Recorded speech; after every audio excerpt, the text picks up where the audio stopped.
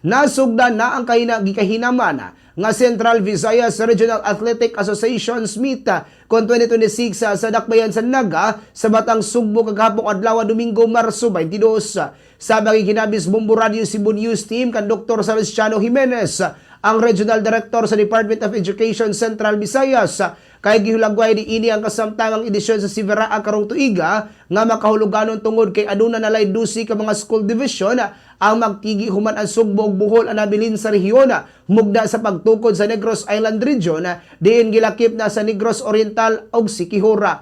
Aduna nalay 12 ka mga schools division ang magsangka karong tuiga gikan sa kalabay nga 20 ka schools division. For 2026 is a very memorable one. Actually, this is the first Siveraa we're in.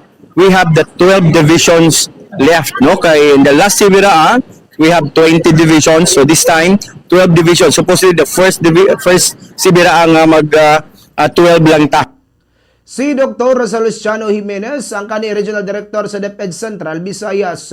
Gani dugang pa ni Dr. Jimenez nga bisan pa man og dili sobra kay grande Siveraa at 2026 tungod na usab sa mga dilubyo nga migo sa rehiyon ni adton 2025 ug maghuay lang nga kalibutanhong krisis nga nasinati apan aduna gyapon kini ikabuga nga kanindot alang sa student athletes nga misalmot. Ang atong Siveraa do still memorable, meaningful, and dili pod ingon nga luoy nindot gapon siya kayo, but dili gyud nato ning anak ka grandioso nga we are expecting nga pareha sa mga previous kay ato gyud nang gi-emphasize nga kinahanglan prudent in our expenses, disbursements kay daghan tag mas nanginahanglan pa sa atoang resources.